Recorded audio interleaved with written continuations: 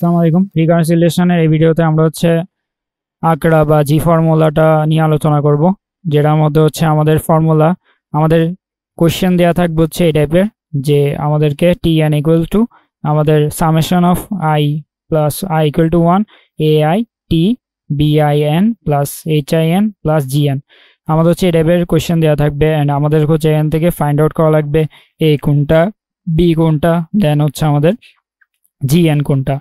তাহলে আমাদের A I থাকবে গ্রেটার দেন 0, বি আই থাকবে 0 থেকে 1 এর মাঝখানে, এইচ আই এবং ও এন ইকুয়াল টু থাকবে, দেন জিএন হবে যে আমাদের কস্ট আউটসাইড দ্য রিকারশন। তো এগুলো আমরা একটা জাস্ট এক্সাম্পল দেখলে বুঝে যাবো। অ্যান্ড আমাদের যে আনসারটা আসবে, তো সেই আনসারটা বের করার জন্য আমাদের এই টাইপের একটা ফর্মুলাতে আমাদের ইকুয়েশনের মানগুলো বসানো লাগবে। তো এই টাইপের ফর্মুলাতে যদি আমরা বসাই, তাহলে আমাদের এখানে লাগবে পি, দেন জি ইউ, দেন আমাদের এখানে আর কোনোটাই লাগতেছে না। তো এটা আমাদের পি এর মানটা বের করার জন্য আমরা কি করব, এই জায়গায় অর্থাৎ summation of i equal to 1 A i b i to the power p equal to 1, a এবং বি এর মান আমরা পেয়ে যাব। আমাদের যে কোয়েশ্চেন দেওয়া থাকবে সেখান থেকে আমরা জাস্ট পি এর মানটা বের করব। পি এর মানটা বের করে আমরা এই কোয়েশ্চেনে বসিয়ে দিলে আমাদের আনসারটা বের হয়ে যাবে। তো আমরা এখানে যদি দেখি যে আমাদের কোয়েশ্চেন দেওয়া রয়েছে t N equal to 2t n divide by 2 plus n। তো এখানে আমরা এটাকে তুলনা করবো আমাদের জেনারেল যে ফর্মুলাটা সেটার সাথে। তো সেটার সাথে যদি আমরা তুলনা করি, তাহলে এ এর মান পাচ্ছি আমরা কত, এ এর মান পাচ্ছি আমরা 2, বি এর মান পাচ্ছি আমরা 1/2। 1/2 কেন, এই যে n/2, এটা আমাদের কত, n ইন্টু 1/2, তাহলে আমাদের 1/2। তাহলে এই যে এ ইকুয়াল টু 2 এবং বি ইকুয়াল টু কত পেলাম, 1/2। এন্ড জি এন এর মান কত পেলাম, জি এন এর মান আমাদের n। তাহলে আমাদের জি ইউ এর মান কত হবে, সেম জি ইউ এর মান আমরা লিখতে পারবো ইউ। তাহলে আমরা এগুলো পেয়ে গেলাম।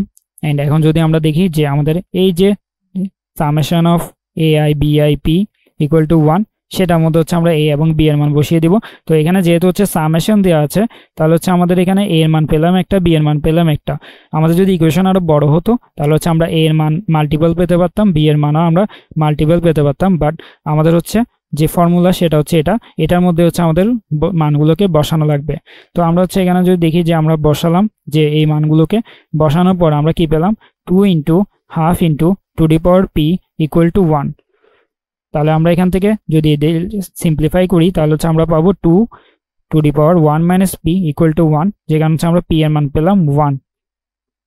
তাহলে এখন আমরা পি এর মান পেয়ে গেলাম 1। এখন আমরা যে আনসারের ফর্মুলা সেটা আমাদের এটা, যে টি এন ইকুয়াল টু আমাদের theta of n p 1 plus integration of n 1, then g u u to the power p plus 1 d u. তাহলে এটার জন্য আমাদের ইন্টিগ্রেশনের যে সিম্পল ফর্মুলাগুলো রয়েছে সেগুলো একটু জানা লাগবে। সেগুলো জানলেই আমরা এই ফর্মুলা দিয়ে আমাদের আনসারটা বের করে ফেলতে পারবো। তো আমরা যদি এখানে দেখি যে আমাদের পি এর মান ছিল 1, তাহলে আমাদের পি এর মান 1 এবং জি ইউ এর মান আমরা ইউ পেয়েছি।